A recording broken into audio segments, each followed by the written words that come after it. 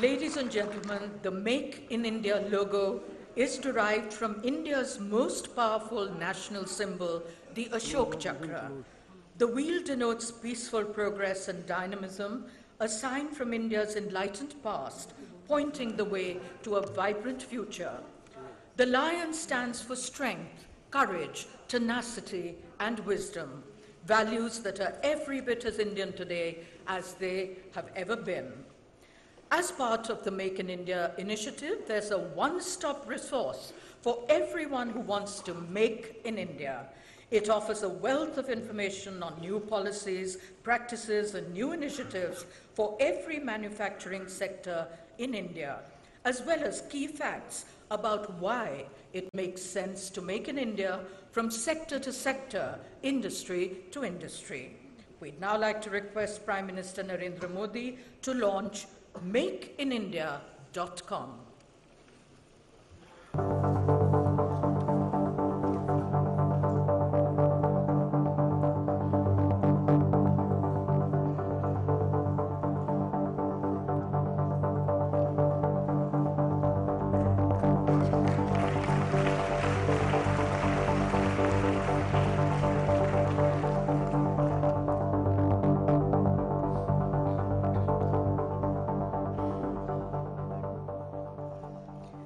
So here it is then, makeinindia.com.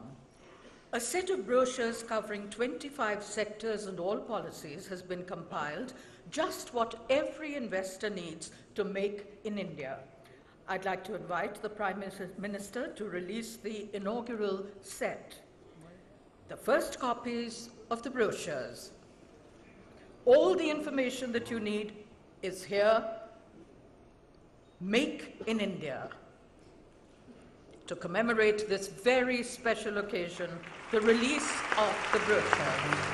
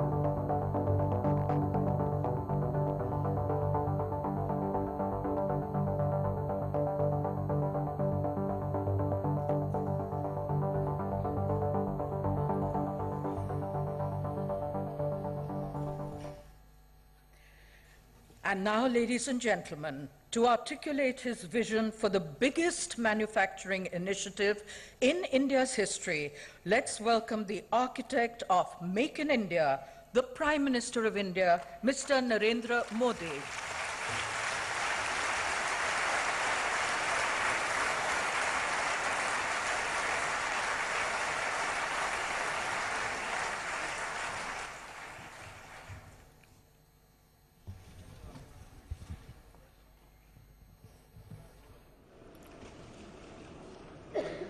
मंच पर विराजमान मंत्रिपरिषद के मेरे सभी साथी,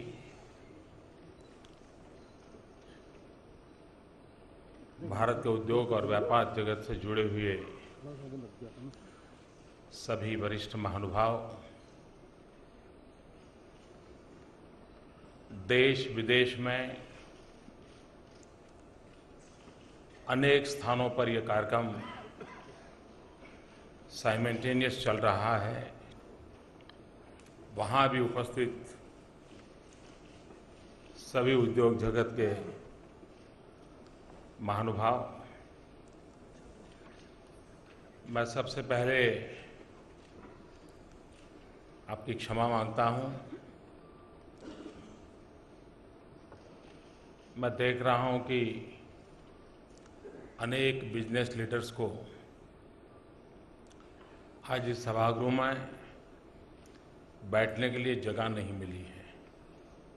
बहुत बड़ी मात्रा में सबको खड़ा रहना पड़ रहा है। इस असुविधा के लिए मैं आपकी क्षमा चाहता हूं। लेकिन असुविधा का कारण ये भी है, इस सभागृह को पहले कभी ऐसी आदत नहीं थी।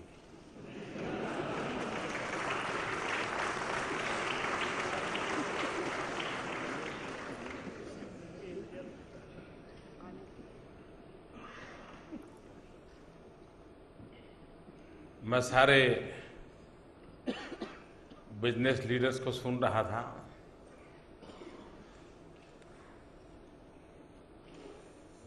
हमारी मंत्री महोदया ने भी पिछले कुछ समय में किस प्रकार से काम हुआ उसकी चर्चा की। फिल्म के द्वारा भी महत्वपूर्ण इनिशिएटिव क्या क्या लिए गए हैं ये आपके सामने प्रस्तुत किया। इतना देखने के बाद, सुनने के बाद मैं नहीं मानता हूं कि अब मुझे आपको कोई अतिरिक्त भरोसा दिलाने की जरूरत है कि मेक इन इंडिया।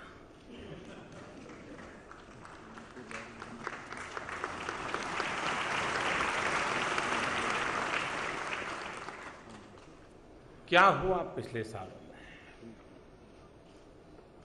मैं जिससे भी मिलता था पिछले 2-3 साल में, हर कोई यही कहता था, भाई अब तो कहीं बाहर जाना है, अब तो बिजनेस यहीं से शिफ्ट करना है, इंडस्ट्री यहां से शिफ्ट करनी है। मैं उसमें राजनीतिक कारण नहीं देखता था और न ही मैं इन बातों को सुनकर के राजनीतिक फायदा लेने के लिए कोई प्लान बनाता था। ये जब मैं सुनता था मुझे पीड़ा होती थी। क्या हुआ है मेरे देश को कि मेरे ही देश के लोग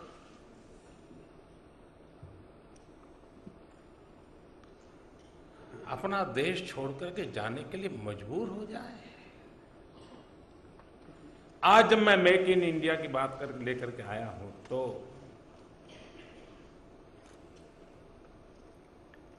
हम नहीं चाहते कि मेरे देश का कोई उद्योग, कोई व्यवसायी जिसे मजबूरन यहां से छोड़ करके बाहर जाना पड़े, वो स्थिति हमें बदलनी है। और मैं पिछले कुछ महीनों के अनुभव से कहता हूं कि हम ये बदल चुके हैं।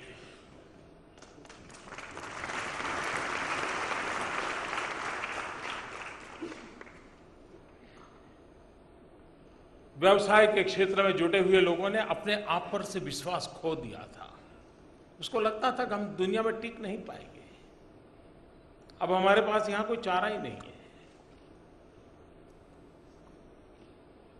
और जब व्यक्ति खुद पर विश्वास खो देता है तब उसे खड़ा करना बड़ा मुश्किल हो जाता है। दूसरा, उसका भरोसा टूट गया था। पता नहीं यार ये सरकार कब क्या नीति बनाएगी, कब कौन सी नीति बदल देगी, पता नहीं कब सीबीआई याद धमकेगी। ये जो मैंने आप लोगों से सुना था,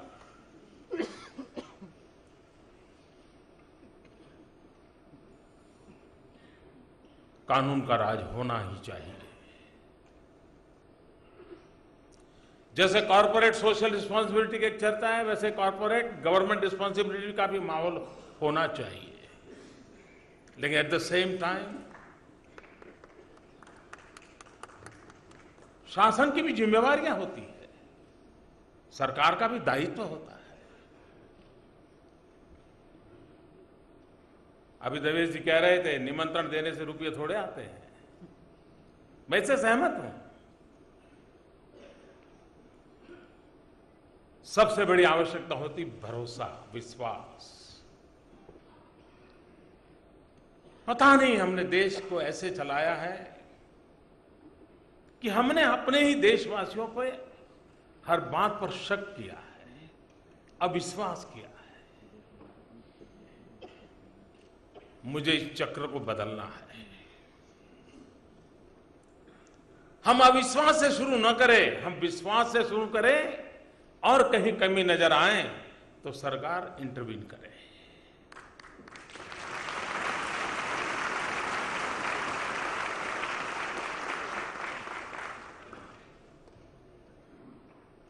जब हमने एक निर्णय लिया, लोगों को लगता होगा कि ये कोई ग्रांड विजन नहीं है। आजकल मैं ये शब्द बहुत सुन रहा हूं, पढ़ रहा हूं। कोई बड़ी बात नहीं है।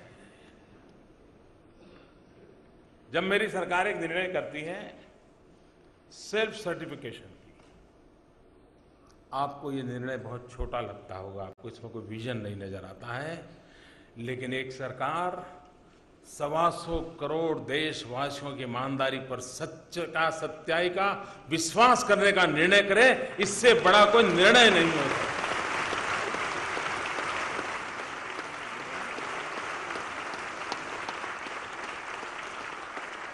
आपने हर बार उसे शख्स से देखा, वो सर्टिफिकेट देता है तो आप कहते हैं नहीं, किसी गैजेटेड ऑफिसर से सर्टिफाई करा के ले आओ।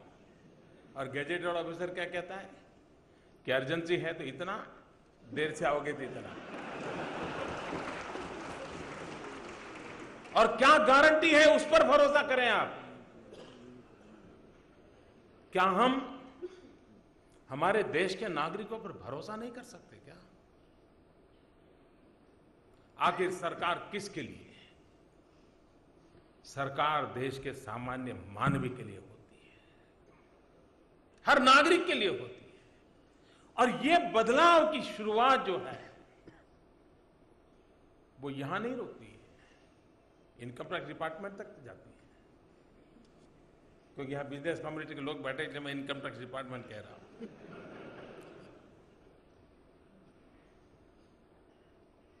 कहने का मेरा तात्पर्य यह है कि हमारी सरकार का एक मंत्र है, वो सबसे पहली हमारी प्रतिबद्धता है, हम हर देशवासी पर भरोसा करके चलना चाहते हैं।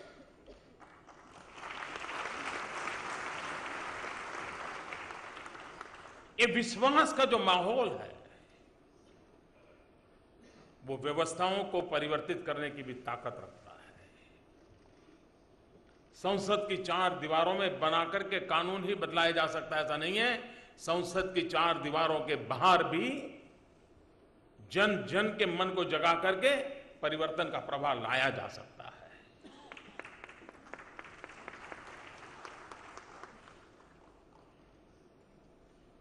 इन दिनों एफडीआई की बड़ी चर्चा हो रही है और बहुत स्वाभाविक भी है, लेकिन मैं उसे जरा अलग नजरिए से देखता हूं। भारत के नागरिकों के लिए भी एफडीआई एक जिम्मेवारी है। 125 करोड़ देशवासियों के लिए एफडीआई जिम्मेवारी है और व्यापार उद्योग का विस्तार करने वाले विश्व के लिए एफडीआई एक अपॉर्चुनिटी है। जब मैं ये कहता हूं कि भारत के नागरिक के लिए जिम्मेवारी है, बाहर के लोगों के लिए अवसर है, तो मेरे एफडीआई की परिभाषा ये है, भारतीयों के लिए है एफडीआई फर्स्ट डेवलप इंडिया।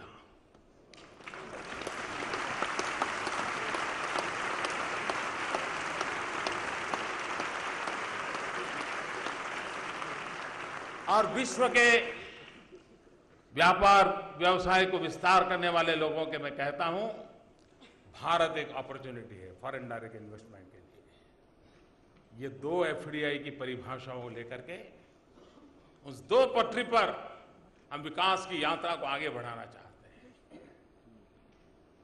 पूरे विश्व को इस बात की चर्चा है, लोगों के मुंह में पानी छूटता है, भारत एक बहुत बड़ा बाजार है। पहली नजर में ये लगना बड़ा स्वाभाविक है। मैं कोई बड़ा अर्थशास्त्री नहीं हूं, लेकिन जो देश या जो उद्योगकार या जो व्यापारी भारत को बहुत बड़ा बाजार मानता है, उसने कभी ये सोचा है कि उस बाजार में परचेजिंग पावर है क्या? उस नागरिक का परचेजिंग पावर है क्या? उसकी खरीद शक्ति बढ़ी है क्या?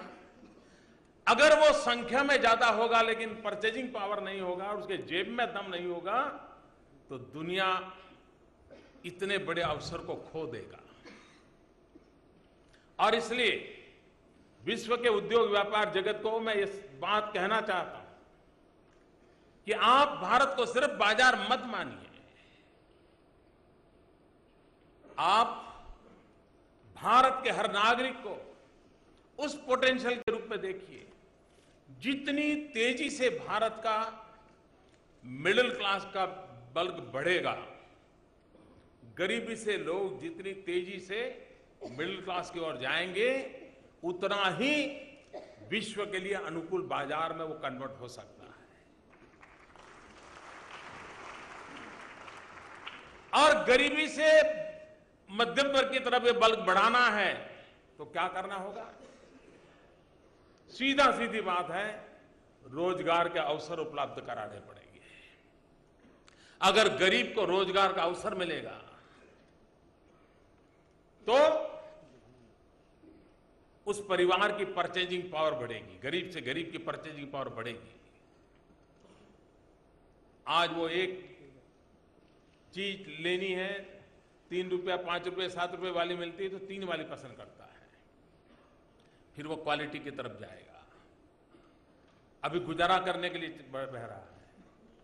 रोजगार के अवसर जितने ज्यादा बढ़ेंगे उतना ही परचेजिंग पावर बढ़ने वाला है, हमारी इकोनॉमी जनरेट होने वाली है। ये रोजगार के अवसर कैसे बढ़ेंगे? अगर आप बाहर से आकर के या यहां के लोग औद्योगिक विकास पर अगर ध्यान नहीं देंगे, मैन्युफैक्चरिंग सेक्टर पर ध्यान नहीं देंगे, रोजगार के अवसर उपलब्ध नहीं कराएंगे, तो ये पूरा चक्र कभी पूर्ण होने वाला नहीं है। और इसलिए हम मेक इन इंडिया की जब बात करते हैं तब सिर्फ आपको एक कॉम्पिटिटिव सिचुएशन के लिए ही हम ऑफर कर रहे हैं, ऐसा नहीं है। जब हम आपको मेक इन इंडिया की बात करते हैं तब आपके उत्पादन के लिए एक बहुत बड़ा बाजार अपने आप खड़ा करने का हम अवसर देते हैं। और आखिरकार मैन्युफैक्चरर को कॉस्ट इफेक्टिव मैन्युफैक्चर की जितनी आवश्यकता है उतनी ही उसको हैंडसम बायर की भी जरूरत होती है, तभी तो उसकी गाड़ी चलती है। यहां मारुति कार कितनी ही क्यों न बने, लेकिन खरीदार नहीं होगा तो। और इसलिए हमने भारत की अर्थ व्यवस्था को जिस प्रकार के बदलाव लाना है, उस बदलाव में एक तरफ मैन्युफैक्चरिंग ग्रोथ को बढ़ाना है, एट द सेम टाइम उसका सीधा बेनिफिट हिंदुस्तान के नौजवानों को मिले, उसे रोजगार मिले, ताकि गरीब से गरीब परिवार की आर्थिक स्थिति में बदलाव आए, वो गरीबी से मिडिल क्लास की ओर बढ़े और उसका परचेजिंग पावर बढ़े, तो मैन्युफैक्चरिंग की संख्या बढ़ेगी, मैन्युफैक्चरिंग का ग्रोथ बढ़ेगा, रोजगार के अवसर उपलब्ध होंगे, फिर एक बार बाजार बढ़ेगा। ये एक ऐसा चक्र है, उस चक्र को आगे बढ़ाने की दिशा में ये महत्वपूर्ण काम आज ये शेर का कदम है, ये लायन का स्टेप है, मेक इन इंडिया।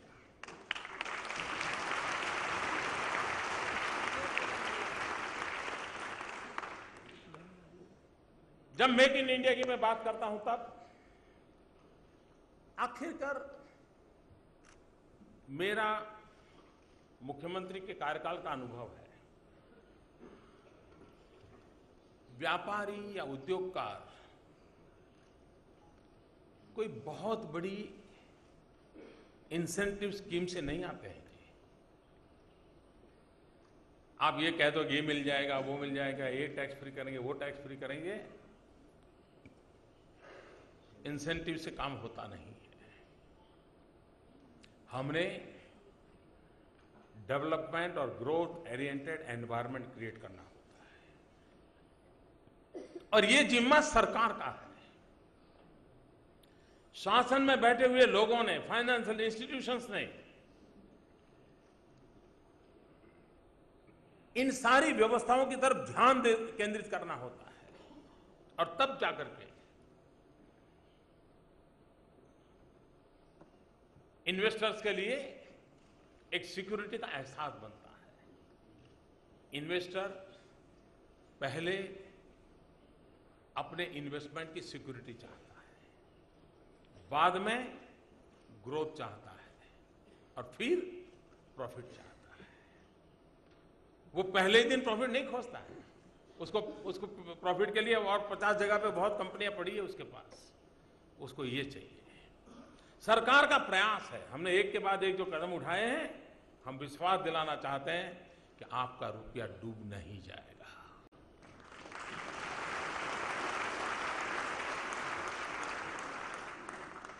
दूसरा उसको क्या चाहिए? आज ईज ऑफ बिजनेस को लेकर के दुनिया में रैंकिंग होता है। मुझे पिछले दिनों वर्ल्ड बैंक के चेयरमैन मिले थे, वो भी ये चिंता कर रहे थे कि साहब शायद उस समय 135 नंबर पे थे हम दुनिया में ईज ऑफ बिजनेस के। अब ये कौन रुकावट का डालता है जी? अगर 135 से मुझे 50% आना है तो सिर्फ सरकार अकेली ये काम पूरा कर सकती है। सरकार अपने निर्णयों को, नियमों को खुलापन ला दें, सरलता से कामों को आगे बढ़ाएं, तो हम आज 135 पर से ईज ऑफ बिजनेस में नंबर 50 पे आके खड़े हो सकते हैं। मैंने मेरी पूरी टीम को सेंसिटाइज किया है और मैंने कहा है कि हम स्क्रूटिनी के नाम पर और अधिक परफेक्शन के नाम पर कहीं हम रुकावटें तो नहीं डालते हैं। और मैं 3 महीने के मेरे अनुभव से कहता हूं कि आज दिल्ली सरकार में बैठी हुई मेरी पूरी टीम, पूरी मेरी ब्यूरोक्रेसी सकारात्मक सोच के साथ बहुत मेरे से भी 2 कदम आगे दौड़ रही है। यही ये ताकत है इसकी, यही ताकत है।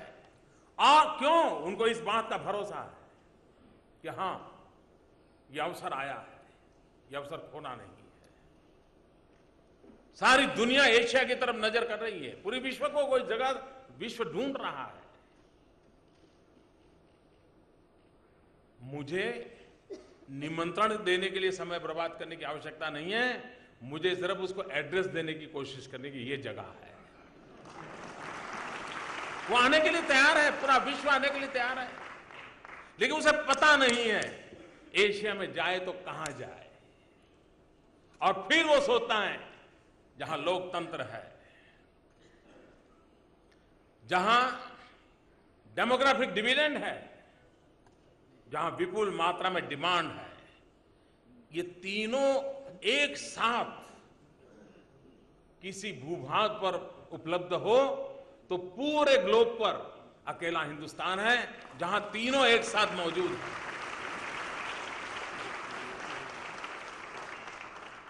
जो इन तीनों का सकारात्मक रूप से उपयोग करता है,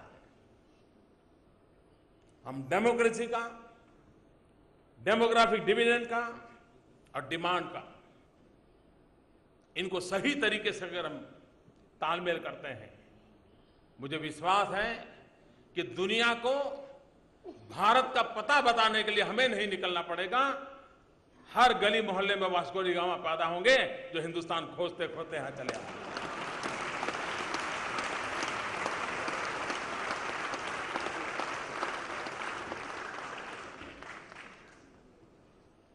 ये इस विश्वास के साथ हम कैसे आगे बढ़े? और उसे क्या चाहिए? उसे इफेक्टिव गवर्नेंस चाहिए। सरकार होने से काम होता नहीं है, सरकार होने का एहसास होना चाहिए। उस दरवाजे पर जाएं तो उसको लगना चाहिए कि हां, ये जगह है जहां मेरा समस्या का समाधान होगा, या यहां से मुझे रास्ता मिलेगा कि मुझे किस रास्ते से कहां पहुंचना है। इफेक्टिव गवर्नेंस, मैं सिर्फ गुड गवर्नेंस की बात नहीं कर रहा हूं, मैं इफेक्टिव गवर्नेंस की बात कर रहा हूं। और इन चीजों को पाने के लिए 2 महत्वपूर्ण आधारों पर हम बल दे रहे हैं। आखिरकार उद्योग लगाना है, तो स्किल्ड मैन पावर चाहिए, और स्किल्ड मैन पावर भी रिक्वायरमेंट के अनुरूप होना चाहिए। कहीं पर टेक्सटाइल इंडस्ट्री की संभावना है, लेकिन हम वहां पर स्किल डेवलपमेंट इंजीनियरिंग इंडस्ट्री के लिए कर रहे हैं, तो न इंजीनियरिंग इंडस्ट्री वाला क्षेत्र वाला नौकरी करने के लिए वहां चला जाएगा और नई स्किल वाले को रोजगार मिलेगा। हमें मैपिंग करना है, हम कर रहे हैं कि कौन से ऐसे क्लस्टर हैं कि जहां नेचुरल पोटेंशियल इस प्रकार का है, उस नेचुरल पोटेंशियल के अनुकूल ह्यूमन रिसोर्स डेवलपमेंट कैसे हो, वहीं पर एनवायरमेंट इश्यूज को कैसे हैंडल किया जाए, और सस्टेनेबल ग्रोथ को लेकर के किन किन बातों को सरकार अपना फाउंडेशन तय करे, उस पर हम बल देकर के आगे बढ़ रहे हैं। और अगर इस बात को हम कर रहे हैं तो मुझे पूरा विश्वास है कि जो इफेक्टिव गवर्नेंस की मैं बात कर रहा हूं वो स्किल डेवलपमेंट के द्वारा भी काम आ सकती है। आज हमारे देश में सरकार की सोच, उद्योग की सोच, एकेडमिक वर्ल्ड की सोच और जॉब सीकर नौजवान की सोच, क्या इन चारों का कोई संबंध है क्या, मेल है क्या? आई एम सॉरी टू से नहीं है। हम टूरिज्म डेवलप करना चाहते होंगे, लेकिन उस गांव में गाइड तैयार करने के लिए हमारे पास व्यवस्था नहीं होगी। गाइड कहीं तमिलनाडु में तैयार होता होगा और ताजमहल आगरा में होगा। यार, कहने का तात्पर्य यह है कि चीजें छोटी छोटी होती हैं। हम अगर इन फोकस एक्टिविटी को करते हैं तो हम अपने आप स्थितियों को बदल सकते हैं। और इसलिए स्किल डेवलपमेंट भी एकेडमिक वर्ल्ड स्टडी करे कि आने वाले 20 साल में किस प्रकार के उद्योगों की संभावना है।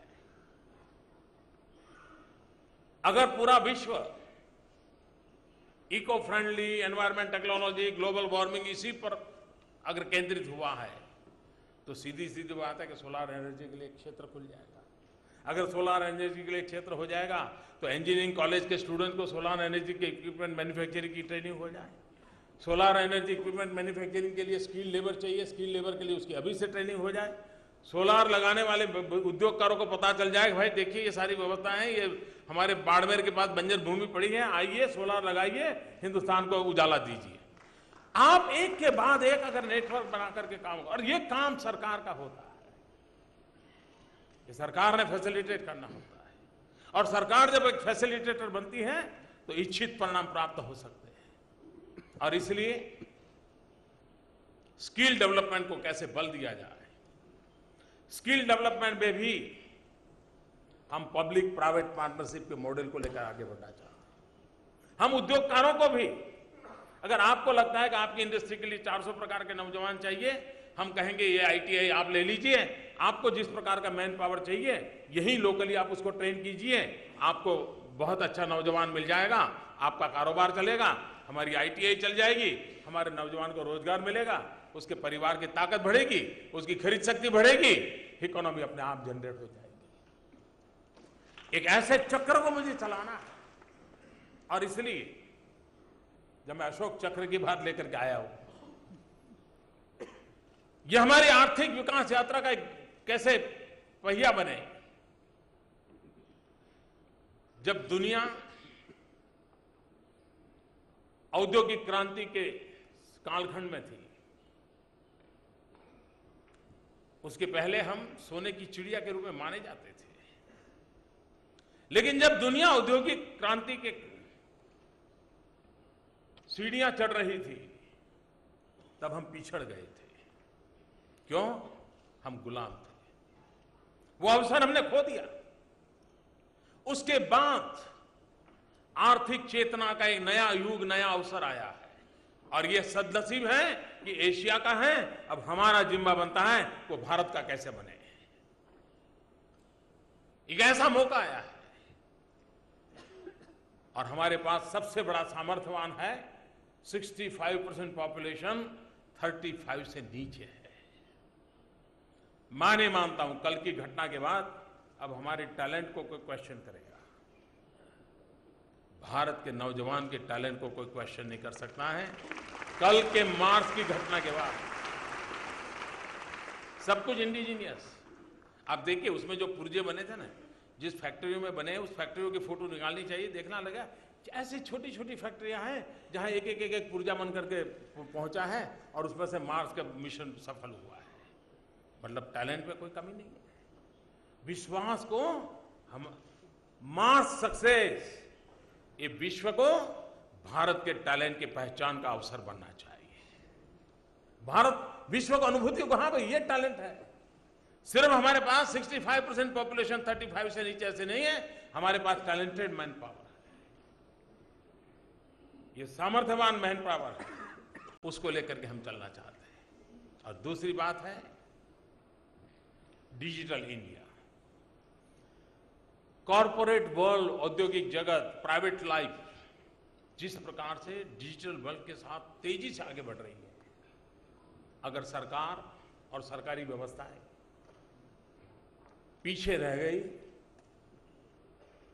तो मैं कल्पना कर सकता हूं कितनी बड़ी खाई पैदा होगी। पूरी समाज रचना एक तरफ और शासन रचना दूसरी तरफ, इस खाई को भरने के लिए डिजिटल इंडिया का मिशन लिया है। पूरा गवर्नेंस, मोबाइल गवर्नेंस की ओर क्यों न जाए। आपको हैरानी होगी, मैंने आकर के शायद फर्स्ट 10 डेज हुए होंगे, एक काम मैंने क्या किया, मैंने कहा भाई मुझे बताइए आपके यहाँ सरकार में जो फॉर्म भरते हैं ये 10-10 पेज के क्यों होते हैं? आप भरते हैं ना? आप तो नहीं भरते होंगे, आपके स्टाफ के लोग भरते होंगे। मैंने उनको पहले दिन कहा ये 10 पेज का 1 पेज करो पहले, और मुझे खुशी है कि बहुत डिपार्टमेंट ने वो कर दिया। कोई कारण नहीं जी, ये सारी चीजें उपलब्ध होती है, हम बार बार मांगते रहते हैं। कहने का मेरा तात्पर्य ये है कि हम डिजिटल इंडिया के माध्यम से, जैसे ईज ऑफ बिजनेस की बात है, वैसे इजी गवर्नेंस, इफेक्टिव गवर्नेंस चाहिए, इजी गवर्नेंस चाहिए, उस पर बल डालना। हर व्यक्ति को अपनी जानकारी अपने हथेली में उपलब्ध होनी चाहिए, और ये चीजें हैं जो हमें आगे बढ़ने के लिए अवसर देती है, और उसे हम अवसर देना चाहते हैं। कई समय से हम लंबे अरसे से लुक ईस्ट पॉलिसी की चर्चा कर रहे हैं। हर कोई के मुंह से लुक ईस्ट वाली बात आती है, एक अच्छा अवसर है, लेकिन एट द सेम टाइम जब मैं आज मेक इन इंडिया की बात करता हूं तब मैं लुक ईस्ट के साथ साथ लिंक वेस्ट की भी बात करना चाहता हूं। एक तरफ लुक ईस्ट, दूसरी तरफ लिंक वेस्ट। हमने इन दोनों को जोड़ करके हम ऐसी मध्यस्थ जगह पर खड़े हैं कि हम एक ग्लोबल विजन के साथ अपने आर्थिक संरचना को एक नए प्लेटफॉर्म पर खड़ा कर सकते हैं, और उस दिशा में हम आगे बढ़ना चाहते हैं। विश्व के पास जो कुछ भी श्रेष्ठ है वो हमारे पास क्यों नहीं होना चाहिए? ये मिजाज इस देश का क्यों नहीं होना चाहिए? व्यापार के नए क्षेत्र खुल रहे हैं। मेरे शब्द लिख लीजिए, आप उद्योग व्यापार जगत के मित्र हैं। मैं नहीं जानता हूं कि आपने उस दिशा में सोचा होगा कि नहीं सोचा होगा। हो सकता है छोटी 2-4 कंपनियां करती होगी काम। आने वाले समय में हिंदुस्तान में वेस्ट में से वेल्थ का एक बहुत बड़े बिजनेस की संभावना है। वेस्ट में से वेल्थ, हम 500 शहरों को सॉलिड वेस्ट मैनेजमेंट और वेस्ट वाटर ट्रीटमेंट के लिए काम बढ़ाना चाहते हैं, पब्लिक प्राइवेट पार्टनरशिप से कराना चाहते हैं। उसी गांव का कूड़ा कचरे से आप बिजली पैदा करके बिजली के कारखानेदार बनकर के बिजली बेच सकते हैं। एक बहुत बड़ा नया रेवेन्यू मॉडल आ रहा है। हम सोचे, अभी से सोचे। और मैंने देखा है जो दूर का सोचते हैं ना, मल्टीनेशनल कंपनियां आलू टमाटर बेचने के लिए निकल पड़ी थी। क्यों मुकेश भाई? क्यों? उनको पता था कितना बड़ा मार्केट है। वैसे ही बड़ी बड़ी कंपनियां ये वेस्ट में से वेल्थ के लिए आने की पूरी संभावना है। और भारत में हमने जो सफाई अभियान चलाया है, ये एक नया क्षेत्र खुल रहा है। मैं निमंत्रण दे रहा हूं उस प्रकार के उद्योग व्यापार के लोगों को, छोटी छोटी नगरपालिका में बैठ करके उसको भी एक रेवेन्यू मॉडल बना करके आइए, हम आपको निमंत्रण देते हैं। अवसर बहुत है। जिस प्रकार से मैन्युफैक्चरिंग सेक्टर का महात्मा है, इंफ्रास्ट्रक्चर भी। भारत अब उस इंफ्रास्ट्रक्चर से नहीं चल सकता है जहां हमें पहुंचना है। ज्यादा से ज्यादा हमारे देश में इंफ्रास्ट्रक्चर की बात होती थी तो रेल, रोड, पोर्ट, एयरपोर्ट, बात पूरी। नेक्स्ट जनरेशन इंफ्रास्ट्रक्चर की ओर हमें जाना है। हमें हाईवेज भी चाहिए, हमें आईवेज भी चाहिए। When I say highways, information ways, and that is for the digital India. हमें इलेक्ट्रिक की ग्रिड है तो हमें गैस की भी ग्रिड चाहिए, हमें वाटर ग्रिड भी चाहिए, हमें ऑप्टिकल फाइबर का नेटवर्क चाहिए। हमें कैसे हिंदुस्तान का सपना देख रहे हैं और इसमें प्राइवेट पार्टी के इन्वेस्टमेंट के लिए उसको अपना नसीब आजमाने के लिए एक बहुत बड़ा अवसर है। पब्लिक प्राइवेट पार्टनरशिप के मॉडल पर हम आज जहां हैं वहां से अपने आप को अपग्रेड कैसे करें। जिन क्षेत्रों में हमने कदम नहीं रखा है वहां कदम कैसे रखें। हमने पोर्ट डेवलपमेंट तक अपने आप को केंद्रित किया। समय की मांग है हम पोर्ट लेड डेवलपमेंट की ओर आगे बढ़े। पोर्ट हो, वेयर हाउसेज का नेटवर्क हो, कोल्ड स्टोरेज का नेटवर्क हो, रोड्स हो, रेल हो, पोर्ट के साथ एयरपोर्ट भी हो। ये जब तक हम पूरा एक क्लस्टर के रूप में डेवलप नहीं करते हैं हम ग्लोबल मार्केट की दुनिया में अपनी जगह नहीं बना सकते। और इसलिए हम उस पर बल देना चाहते हैं। एक बहुत बड़ा क्षेत्र है जिसमें आप आकर के अपना नसीब आजमा सकते हैं। कहने का तात्पर्य यह है कि इंफ्रास्ट्रक्चर भी सिर्फ सुख सुविधा का विषय नहीं है। अगर हमें टूरिज्म डेवलप करना है, ऐसा अनुमान है कि दुनिया में सबसे ज्यादा ग्रोथ अगर किसी इंडस्ट्री का है तो टूरिज्म इंडस्ट्री का है। क्या भारत इसको कैप्चर कर सकता है?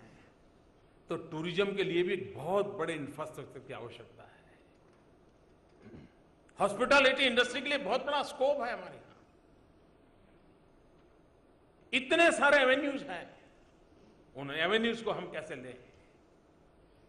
और इसलिए मैं आप सबसे आग्रह करता हूं, जो भी सोचते थे बस अब जाएंगे कहीं, मैं कहता हूं जाना नहीं है। ये देश आपका है।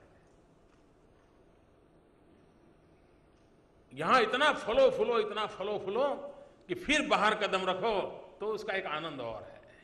मजबूरन जाना पड़े इसका कोई आनंद नहीं होता है।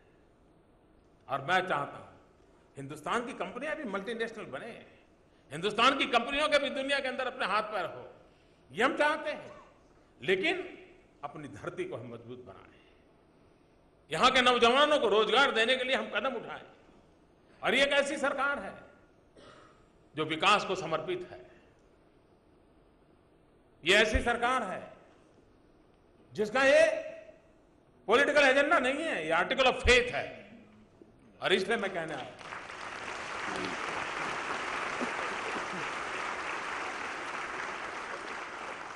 और मेरा विश्वास मैं बताता हूं जी,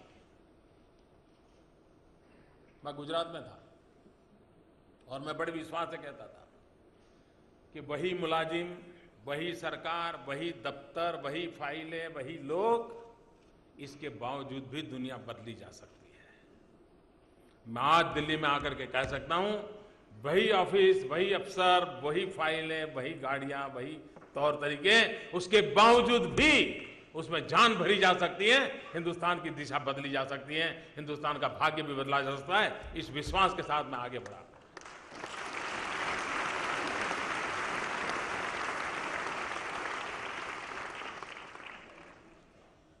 हमारी विकास यात्रा में एक सबसे बड़ी रुकावट ये बनी है,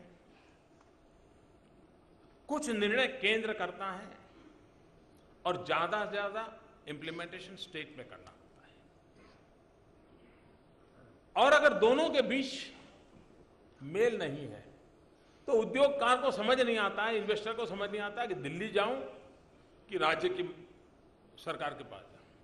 वो उलझन में रहता है। अब ये उलझन नहीं रहेगी। मेरा ये मत है कि राज्यों का विकास भी भारत के लिए ही होता है। अगर राज्यों में इन्वेस्टमेंट आता है तभी तो भारत में इन्वेस्टमेंट आने वाला है। राज्य और केंद्र मिलकर के एक टीम के रूप में काम करें, कंधे से कंधा मिला करके काम करें। केंद्र के पास कोई प्रपोजल आए तो राज्य के पास केंद्र खुद चला जाए, आइए भाई हम मिलकर के इसको क्या मदद कर सकते हैं। राज्य के पास कोई प्रपोजल आ जाए, केंद्र की मदद की जरूरत है, खुलेआम राज्य केंद्र के पास आ जाए, दोनों मिलकर के रास्ता निकाले, चीजें आगे बढ़ने लगे। ये एक बहुत बड़ी आवश्यकता पैदा हुई है और इस आवश्यकता की पूर्ति के लिए केंद्र और राज्य, आप देखिए हम करंट अकाउंट डेफिसिट की चर्चा करते हैं, एक्सपोर्ट इंपोर्ट इंबैलेंस की चर्चा करते हैं, लेकिन किसी राज्य को पूछोगे भाई आपके यहां एक्सपोर्ट प्रमोशन के लिए कोई एक्टिविटी है क्या? नहीं है। उसको लगता है केंद्र का काम है। मैंने आकर के ही मैंने राज्यों को बुलाया, मैंने कहा भाई देखिए एक्सपोर्ट प्रमोशन क्योंकि मैन्युफैक्चर आपके यहाँ है, उसका आप हिम्मत बढ़ाइए, उसको विश्वास दीजिए, वो एक्सपोर्ट करने के लिए आगे बढ़े, भारत सरकार के नीति नियम उसके काम आए। हम दोनों मिलकर के काम करेंगे तो एक्सपोर्ट करने वाले जो उद्योगकार हैं उनको बल मिलेगा और वो अपनी चीजों को आज एक्सटर्नल अफेयर्स मिनिस्ट्री क्या उनके काम आती है क्या? वो कई राज्य में बैठा होगा, किसी कोने में बैठा होगा, कोई ऑयल इंजन बनाता होगा, कौन पूछता होगा उसको? वो अपनी मेहनत से करता होगा। अब राज्य हो या केंद्र, एक्सपोर्ट प्रमोशन के लिए एक फैसिलिटेटर के नाते हम प्रोएक्टिव एग्रेसिवली रोल करने का जिम्मा उठाने के लिए तैयार हुए हैं। अब देखिए इससे कितना बड़ा फर्क होगा। तो हम जैसे कहते हैं make in India, at the same time आपको ग्लोबल मार्केट अगर कैप्चर करना है तो उसके लिए भी फैसिलिटेटर के रूप में आपके साथ खड़े रहने के लिए हम तैयार हैं। अच्छा, अनेक क्षेत्र है। हमने फाइनेंशियल इंस्टीट्यूशंस को बुलाया, देखिए कैसे बदलाव आता है। अभी हमने इंक्लूसिव ग्रोथ को ध्यान में रखते हुए हमने भारत के गरीब से गरीब व्यक्ति को बैंक अकाउंट से जोड़ने का अभियान उठाया। अब ये पहले नहीं हुआ, ऐसा नहीं है जी। शुरू में तो लोग कहते थे ये हमारे समय शुरू हुआ, लेकिन अब नहीं कहते हैं, क्योंकि उनको पता चल गया कि हमारे समय हुआ था। हम कहने से पता चल जाता कि हम विफल गए थे, ये पता चल जाता है। आप कल्पना कर सकते हैं इतने कम दिनों में यही बैंक के लोग 4 करोड़ से अधिक लोगों के खाते खोल दे। और मैंने जो कहा था भाई जीरो बैलेंस से भी खाते खोल सकते हो, और मैं हैरान हूं लोगों ने 1500 करोड़ रुपए जमा कराए। जीरो बैलेंस के ऑफर होने के बाद भी सामान्य मानवी 1500 करोड़ रुपए बैंक में डाल करके खाता खुलवाता है। यह विश्वास है, यही तो विश्वास की ताकत है। बैंकिंग सेक्टर के लोग इतनी तेजी से मूव करें, ये सरकार कितनी तेजी से आगे बढ़ रही है उसके लिए एक महत्वपूर्ण मानदंड बन सकता है।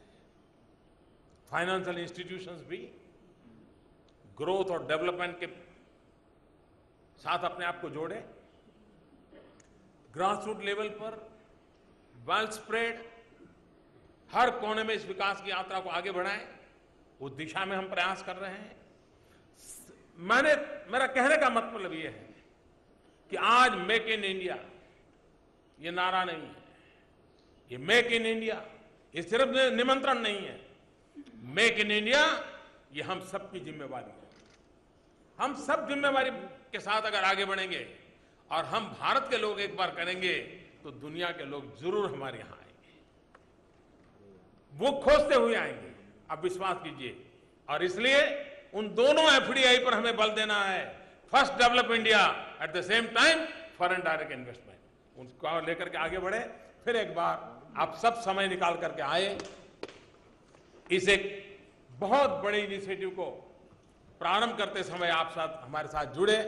विदेश के भी बहुत बड़ी मात्रा में मेहमान आए, दुनिया के कई देशों में और हिंदुस्तान के सभी राज्यों में सभी व्यापारिक संगठनों के द्वारा इस कार्यक्रम को लाइव टेलीकास्ट किया जा रहा है, वहां भी लोग बैठे हैं। मैं आप सबको विश्वास दिलाता हूं, आइए हम सब मिलकर के इस मेक इन इंडिया कंसेप्ट को जिसकी जिसकी जिम्मेवारी है उसको हम पूरा करें, हम आगे बढ़े।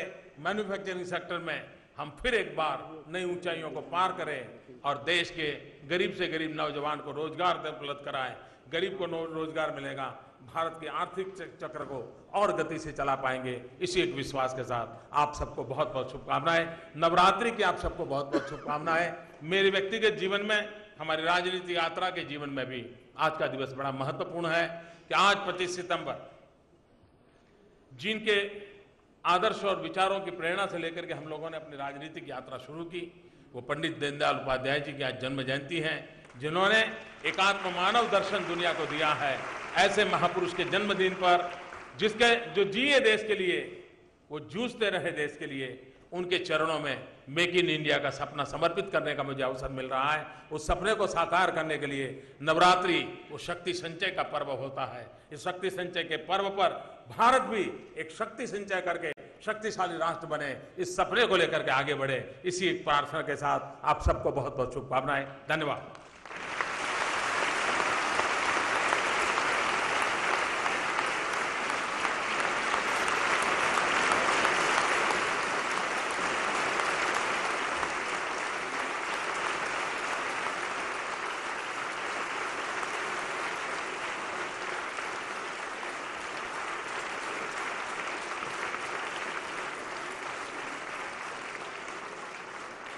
Thank you very much, Prime Minister, sir, for